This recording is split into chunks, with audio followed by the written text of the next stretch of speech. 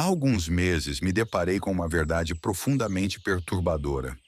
Uma verdade que até então eu não queria enxergar. Eu estava desperdiçando o recurso mais valioso que Deus já me deu: o tempo. E o pior de tudo é que eu não tinha consciência disso. Eu realmente acreditava que estava sendo produtivo. Acreditava que estava ocupado com coisas importantes, caminhando na direção certa, fazendo o que precisava ser feito. Mas na prática, eu estava apenas ocupado. E existe uma diferença brutal entre estar ocupado e estar prosperando. Foi nesse momento que uma pergunta começou a ecoar na minha mente.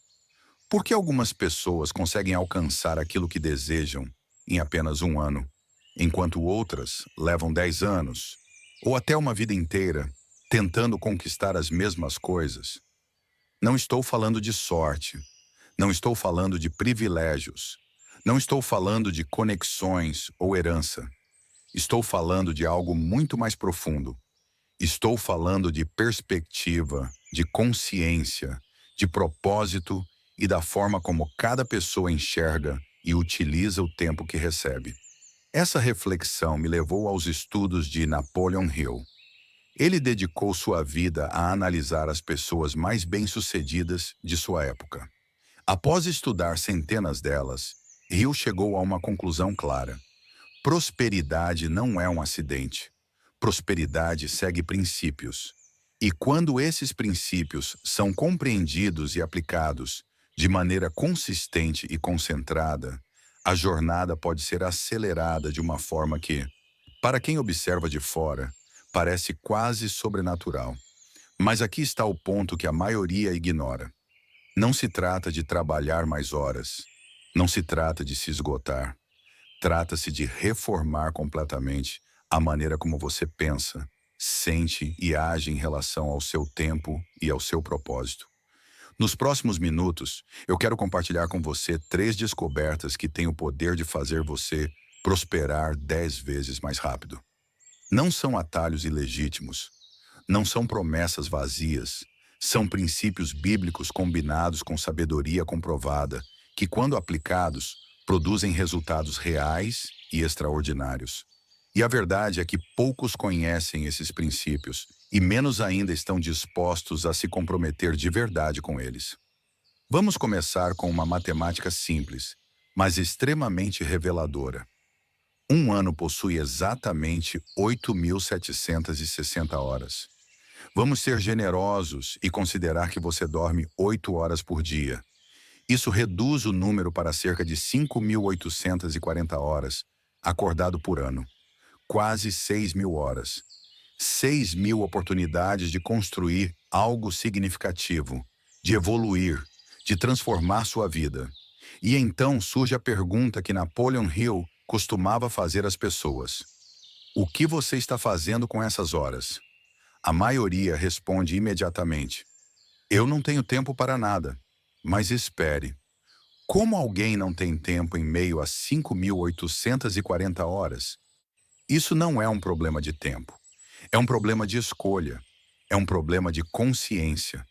O apóstolo Paulo já alertava sobre isso em Efésios 5,15, quando disse: tenham cuidado com a maneira como vocês vivem, que não seja como insensatos, mas como sábios, aproveitando ao máximo cada oportunidade, porque os dias são maus.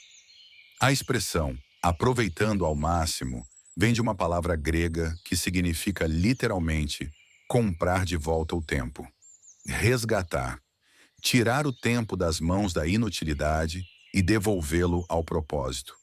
E é aqui que precisamos falar sobre onde o tempo está vazando. Um dos maiores ladrões da vida moderna é o deslocamento excessivo. Existem pessoas que passam 3 horas por dia no trânsito. Isso representa mais de 1.000 horas por ano. 1.000 horas.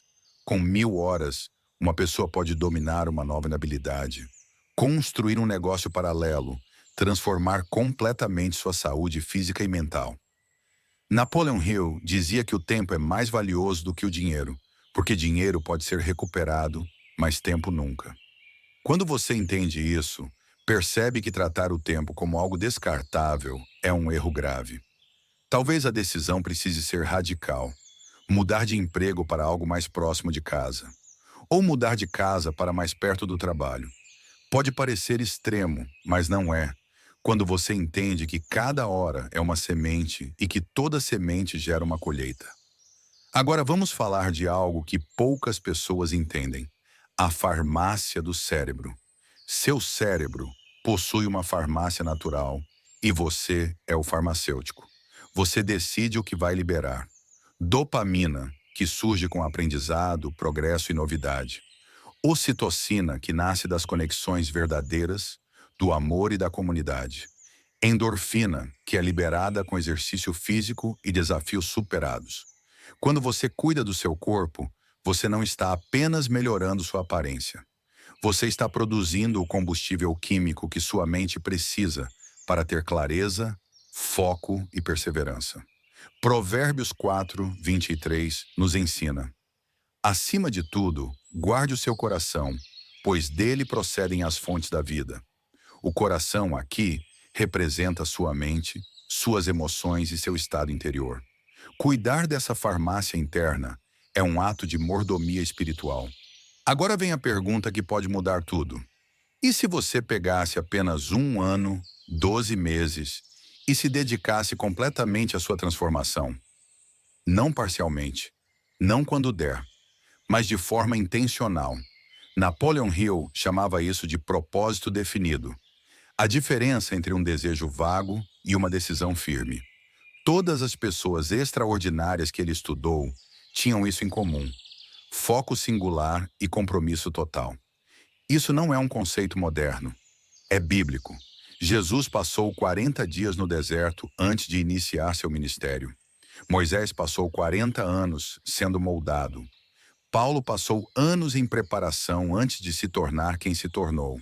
A transformação real exige tempo, disciplina e imersão. Quando alguém se dedica intensamente por um período específico, 3 coisas acontecem. Primeiro, ocorre a renovação da mente, como ensina Romanos 12:2. Isso não acontece com uma palestra ocasional, mas com repetição, estudo e prática diária. Segundo, ocorre a purificação do coração. Seus desejos e reações começam a mudar. Terceiro, a fortalecimento espiritual. Disciplina espiritual consistente altera não apenas o interior, mas também a realidade ao redor. 1 ano bem vivido pode ser dividido em fases. Nos primeiros meses ocorre a demolição e a fundação. Você remove hábitos que não geram retorno e constrói rotinas simples. Depois vem a fase de construção acelerada, onde o foco é uma única habilidade. Em seguida, a fase da multiplicação, onde o que você aprende começa a gerar oportunidades. E, por fim, a consolidação, quando você percebe que se tornou outra pessoa. Napoleon Hill percebeu algo simples e poderoso. Pessoas bem-sucedidas confiam em fatos. Elas constroem um histórico de promessas cumpridas consigo mesmas. Isso gera uma confiança real, que não depende apenas de motivação. Existem 3 níveis de confiança: a fé em Deus, a fé em si mesmo e a fé comprovada pelas próprias ações. Quando você promete algo pequeno e cumpre, seu cérebro registra. Com o tempo, ele para de duvidar de você. Tudo isso nos leva aos 3 pilares da prosperidade acelerada: gestão impiedosa do tempo, transformação integral e fé fortalecida pela ação. Não é sobre saber, é sobre fazer. Não é sobre desejar, é sobre agir. A verdade é simples e dura. A maioria das pessoas vai desperdiçar este ano. Vai estar ocupada, mas não produtiva. Vai ter fé, mas sem ação. Vai desejar mudança, mas não pagar o preço. Mas você não precisa ser a maioria. Você pode ser a exceção. A pergunta final não é se isso funciona. Funciona. A pergunta é se você vai agir agora ou se vai apenas concordar e seguir igual. O tempo está passando neste exato momento. A escolha é sua. Use-o com sabedoria e prospere.